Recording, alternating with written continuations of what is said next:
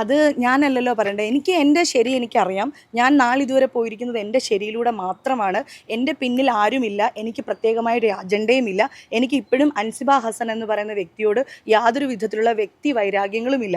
അതിൻ്റെ കാരണം പിന്നെ ഡിസംബർ 10-ാം തീയതി ഇങ്ങനൊരു മെസ്സേജ് അയച്ചിട്ട് പോലും ഡിസംബർ 14-ാം തീയതി തിരുവനന്തപുരത്ത് ഞാൻ ആ മോളെ കണ്ട സമയത്ത് ആ മോൾക്ക് ഞാൻ വാങ്ങിച്ചു വെച്ചിരുന്ന ഗിഫ്റ്റ് വരെ കൊണ്ടു കൊടുത്തിട്ടുണ്ട്. അപ്പോഴും ഞാൻ ഇതിൻ്റെ കാര്യം ചോദിക്കുന്നു, മോൻ എന്താ അങ്ങനെ ഒരു മെസ്സേജ് അയച്ചത്, അതിൻ്റെ മറുപടി പറയൂ എന്ന് ഞാൻ പറയുന്നുണ്ട്. അപ്പോൾ എൻ്റെ റൂമിലേക്ക് വന്ന് പറയാമെന്ന് പറഞ്ഞു, പറഞ്ഞിട്ടില്ല. പല അവസരങ്ങളിലും ഞാനത് ചോദിച്ചു, അതിന് മറുപടി പറഞ്ഞിട്ടില്ല.